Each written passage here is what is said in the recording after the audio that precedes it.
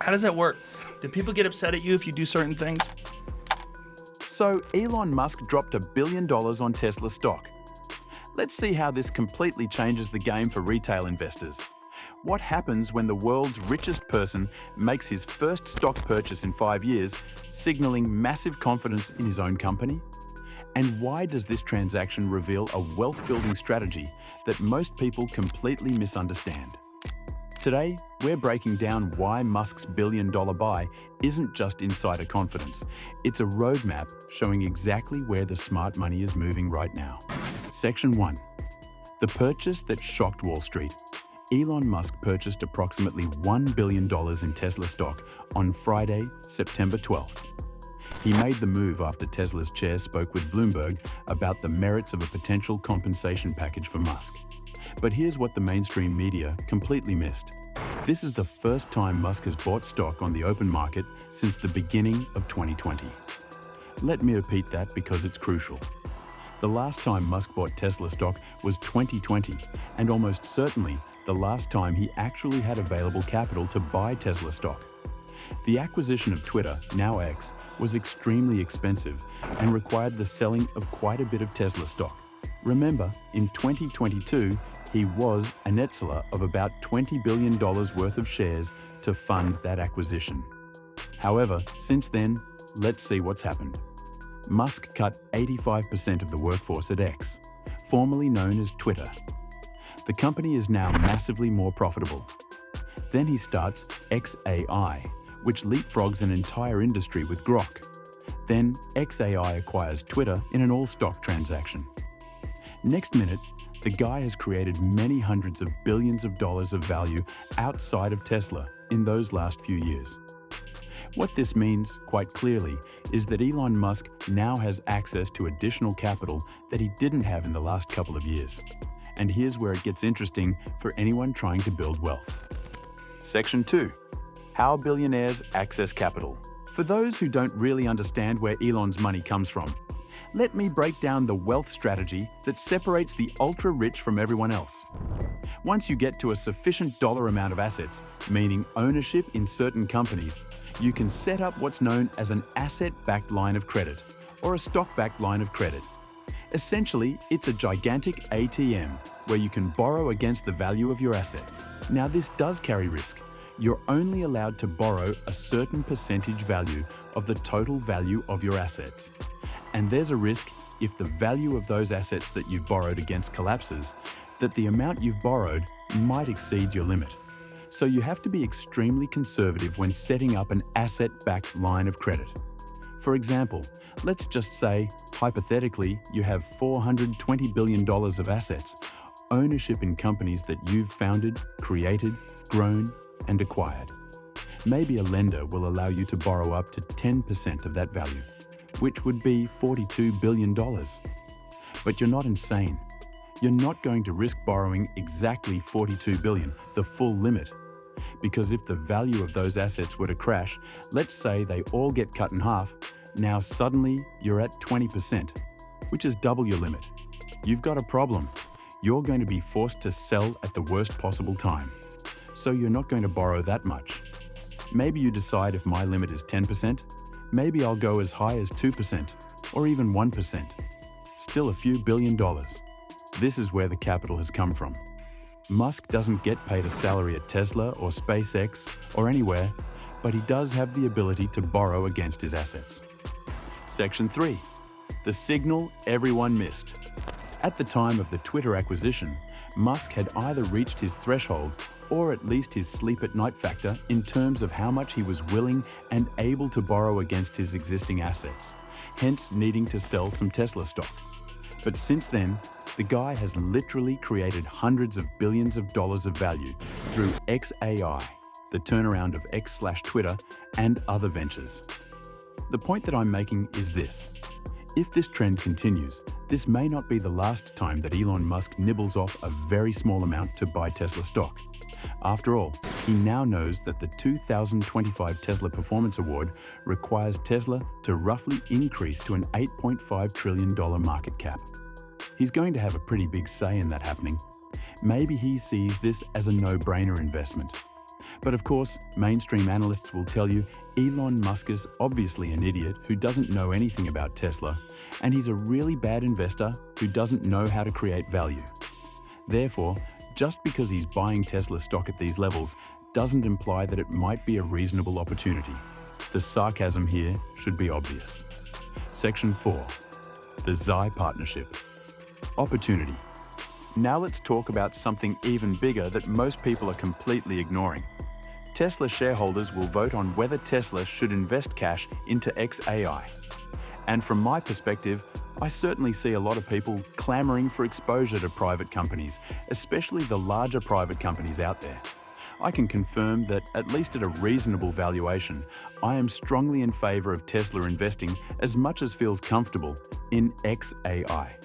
And this is not a new thought. In fact, I've aired this very idea basically from the moment XAI was announced.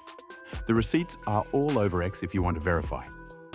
When XAI was first announced, I noticed on their website they wrote, "We are a separate company from X Corp, but we'll work closely with X, Tesla, and other companies." I explained at the time, Tesla's real-world data stream plus X's real-time language stream, which includes text, images, and video, equals the ingredients for AGI. No one else had all the ingredients of the same quality, if they had them at all. Back in November 2023, I said, Tesla investing in XAI is a no-brainer of no-brainers. If you want your mind blown, I challenge you. Go look at how much XAI was valued back in November 2023 versus its current valuation, and just imagine if Tesla had invested back then. The value creation has been absolutely staggering. Section 5, the compensation package controversy. Here's where things get really interesting from a shareholder perspective. Elon Musk's performance package is coming up for a vote, and you need to understand exactly what's at stake here. This isn't a traditional CEO compensation package. This is a purely performance-based compensation structure that requires massive increases in Tesla's valuation. For the very first tranche, the value of the company needs to double. For the final tranche, the company needs to increase approximately 8 times to $8.5 trillion. Let me be clear about what this means. Tesla needs to sell 20 million vehicles, achieve 1 million robotaxis, 1 million FSD subscriptions, 1 million humanoid robots. How much of an idiot would you need to be if you're invested in that company to vote against a compensation package that is contingent upon massive increases in the company's valuation in tandem with massive increases in performance?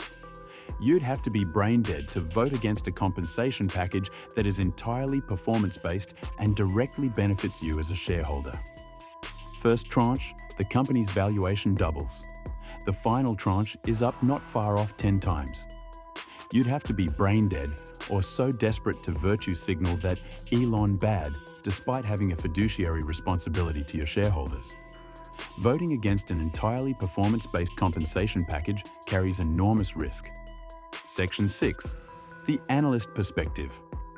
A Tesla stock analyst from William Blair, Jed Dorsheimer, wrote, "With Musk's purchase combined with the upward momentum for delivery expectations and robo-taxi rollout, we are becoming more bullish. This purchase is Musk's first buy since 2020.